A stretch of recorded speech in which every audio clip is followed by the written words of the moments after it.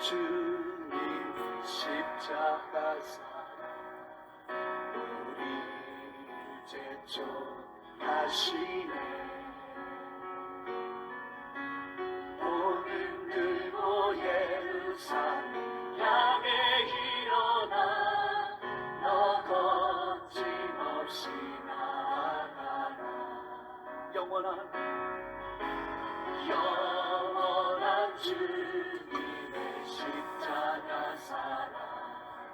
산상수훈의 팔복 중에서 맨 마지막인 8번째에 복에 대해서 말씀을 드리겠습니다. 의를 위하여 핍박을 받는 자는 복이 있나니 천국이 저희 것입니다 라고 말씀했습니다.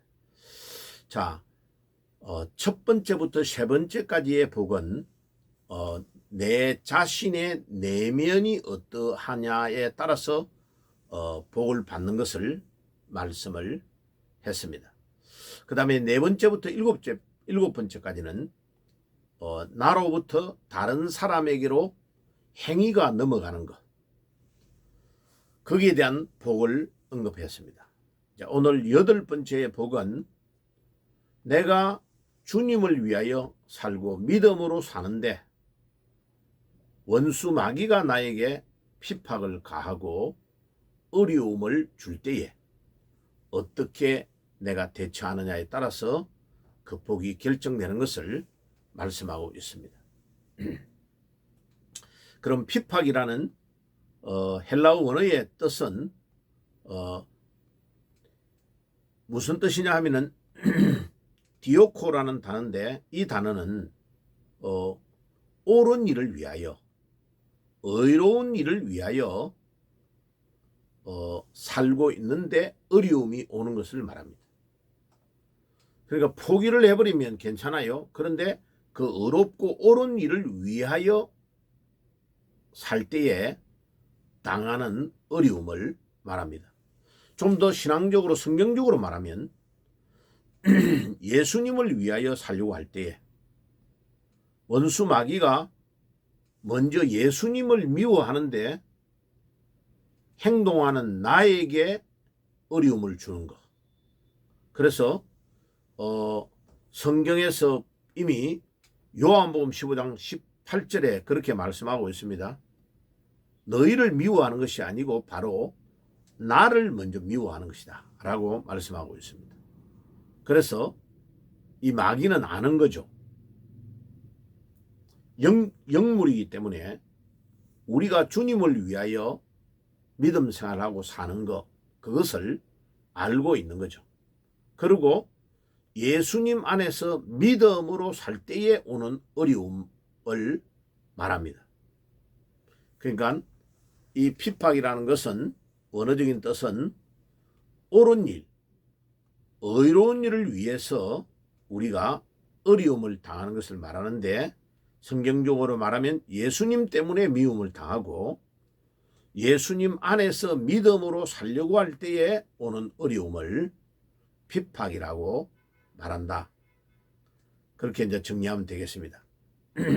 그 다음에 핍박의 종류가 몇 가지 있는데, 잘못된 핍박의 의미는 내가 잘못했는데 어려움이 오는 것은 핍박이라고 말하면 안 되고, 그 어려움은 내 잘못에 대한 처벌, 내 잘못 때문에 응당히 지불해야 될 대가를 말한다. 그거는 핍박이라고 말할 수 없죠. 그 다음에 이제 애매하게 당하는 어려움이 있습니다. 예를 들면 옆집에 불이 났는데 바람이 심하게 불어서 우리 집에 불이 확 붙어가지고 오는 어려움, 이런 것은 핍박이라고 말하기는 어렵죠. 그죠? 그냥 단순한 어려움. 그런데 우리가 핍박이라고 정의하려면 의로운 일, 주님을 위하는 일, 주님 안에서 믿음으로 살려고 하다가 우리에게 오는 어려움을 핍박이다 라고 표현해야 되는 것입니다. 그래서 베드로전서 2장 20절에서 25절에 그 이야기를 분명히 하고 있습니다. 그러면 성경에서 대표적인 핍박, 인류의 역사를 바꿀 만한 큰 핍박들을 몇 가지만 예를 들면 아벨이 하나님 앞에 믿음으로 제사를 드렸는데 형 가인이 시기하여서 동생을 죽입니다. 그죠? 예, 그건 엄청난 핍박이죠. 그러니까 하나님 앞에 예배를 잘 드리는 것도 사탄이 엄청 싫어합니다. 그죠? 그 예배 때문에 당하는 어려움이 엄청 우리 신앙에서 큰 핍박 중에 하나입니다. 지난 우리 우한폐렴 때문에 몇 년 동안 고생할 때 보세요. 이 문재인 정권이요. 그것을 핑계로 대고 특별히 개신교가 예배를 못 드리도록 했습니다. 그리고 거기에 아주 지혜 없고 영적인 분별력이 없는 목사들이 다 거기에 그냥 놀아나 버렸어요. 큰 교회에도 타격이 컸지만 작은 교회가 거의 무려 10,000개 정도가 문을 닫았다고 합니다. 보세요. 그러니까 그냥 지하에서 어렵게 예배 드리는 사람들이 예배를 그냥 중단해 버리니까 다시 돌아올 줄 아는데 마귀가 다 쪼아먹어 버리는 거죠. 신앙을. 믿음이 없는 자들은 예배를 중단하게 되면 다 마귀가 신앙을 쪼아먹어 버립니다. 그래서 우리가 어려울 때 보면 그걸 알 수 있습니다. 그 다음에 사울 왕은 그의 사위였고 충성스러운 신하였던 다윗을 엄청나게 핍박했습니다. 그런데 다윗이 믿음으로 계속 이겨나가니까 다윗을 하나님이 축복하시고 사울을 하나님 버리십니다.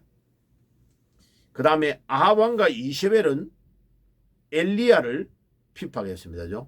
예, 그런데 반대로 핍박했던 아합 왕과 이세벨이 비참하게 죽게 되죠. 하나님의 예언 그대로. 그 다음에 느부갓네살 왕은 사드락 메삭 아벳느고를 바벨론으로 포로로 잡아가지고 풀무불 안에 던져 넣습니다. 그런데 믿음으로 그들은 그 풀무불에서 살아나온 것입니다.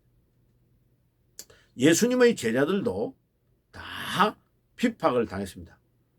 세례 요한을 빼고는 거의 다 순교했고, 세례 요한도 밤모섬에 유배가 가지고 물론 유배에서 풀리기는 했지만은 엄청난 어려움을 당했습니다. 그 다음에 한국 교회는 근대사에서 보기 힘든 이 일본이 신사참배를 강요하는데 거기에 맞짱을 떠서 이긴 사람이 바로 주기철 목사님과 위대한 우리 신앙의 선조들이었습니다. 하나님은 그들의 그 피와 순교와 그 눈물, 그것을 받으시고 한국교회를 축복하신 것입니다. 자, 지금 북한이 70년이 넘도록 공산주의에 딱 잡혀서 지금 순환 성도들이 약 50만 명의 지하 교인들이 어려움을 당하고 있습니다. 물론 그들의 부모들 죽은 사람이 많습니다. 그런데 하나님은 반드시 그 50만 가까이의 지하의 교인들을 나중에 일으키셔서 그들을 통하여 중요한 복음 통일을 하게 하실 것입니다. 자, 그래서 우리는 이런 당면에 있는 이런 환난과 핍박을 믿음으로 이길 때에 하나님이 우리에게 주시는 축복이 엄청납니다. 그러면 하나님이 우리에게 주시는 핍박을 이긴 자에게 주는 상급이 무엇일까요? 핍박은 참된 성도를 구분하는 하나님의 수단입니다. 그러면 우리가 그 핍박을 잘 통과하고 이기면 정말 우리가 믿음이 있다는 것을 하나님께서 인정해 주십니다. 요한복음 15장 19절, 베드로전서 4장 14절입니다. 핍박은 우리 앞서간 선지자들과 연합되어 있음을 말해줍니다. 히브리서 11장 26절입니다. 우리 믿음의 선진들과 우리가 연합되어 있다는 것을 입증해 주고 있는 겁니다. 핍박은 하늘의 상급을 받게 합니다. 우리가 핍박을 잘 이기면 마태복음 5장 11절에서 12절.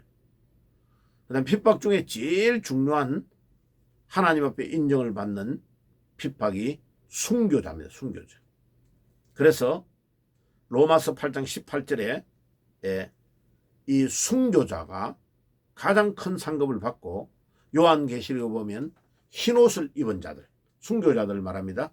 그들이 어린 양과 함께 영원히 열국을 통치할 것이라고 말씀하고 있습니다. 켈빈 목사님은 로마서 8장 18절을 운명 직전에 27번 암송을 계속 하다가 27번째 암송을 마치고 돌아가셨다고 합니다.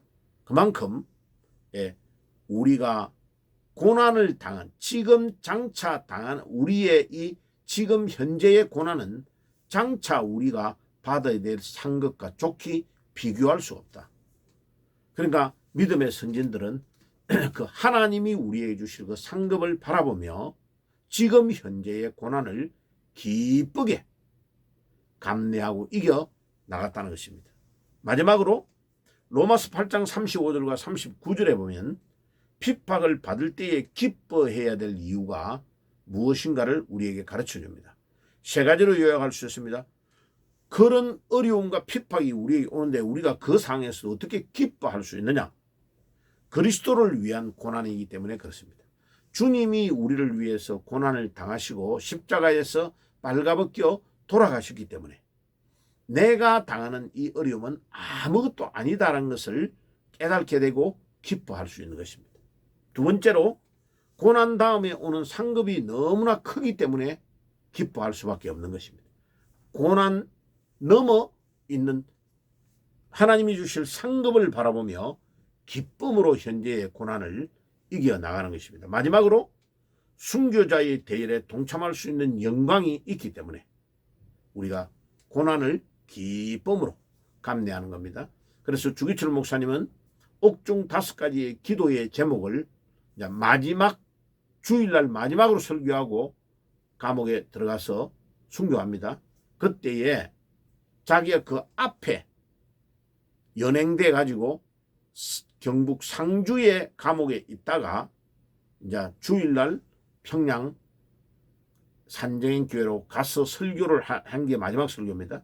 그때에 주위에 있는 고난을 많이 당하는 성도들의 그 고난 당하는 소리와 소문을 듣고 죽음을 두려워하지 않게 해 주시옵소서. 5가지의 기도의 제목을 가지고 기도합니다. 그죠? 죽음을 두려워하지 않게. 이제 순교를 해야 된다는 것을 자기가 알고 있는 겁니다. 그래, 이때는 내가 주님 앞에서 멋지게 주를 위하여 죽어야 되겠다는 것을 딱 각오하고 일사각오의 신앙으로 그 고난을 이겨나가는 겁니다. 그래서 의를 위해 살고 의를 위해 죽게 주시옵소서. 이 5가지의 옥중 기도의 5가지의 기도의 제목에 대해서 말씀이 나와 있습니다. 그러니까 우리가 순교해야 될 때는 순교를 딱 하는 것이 가장 고귀하고 중요한 것이죠. 그래서 우리가 고난 당하는 이 고난이 순교자들의 대열에 동참하는 영광이 있기 때문에 우리가 기쁨으로 이 핍박을 당하는 겁니다. 핍박을 당하는 할 때 기뻐해야 될 이유 3가지가 뭐라고요? 첫째는 그리스도를 위한 고난이고, 두 번째는 고난 다음에 상급이 있기 때문에 그 상급이 크기 때문에 우리가 기뻐하는 것이고, 그 다음에 순교자의 대열에 동참할 수 있기 때문에 우리가 그 고난을 당할 때 기뻐할 수 있는 것입니다. 아멘. 기도하겠습니다. 하나님 우리 아버지, 오늘도 의를 위하여 핍박을 받는 자는 천국이 저희 것임이라고 했습니다. 주님, 우리가 주님 때문에 믿음으로 살다가 우리에게 오는 어려움, 핍박을 조금도 두려워하지 아니하고 믿음으로 승리하며 이길 수 있도록 도와주시옵소서. 그래서 성경에 약속하신 이 모든 약속을 우리가 축복을 받고 누리는 믿음의 사람들이 될 수 있도록 인도해 주옵소서. 예수님의 이름으로 기도드리옵나이다. 아멘.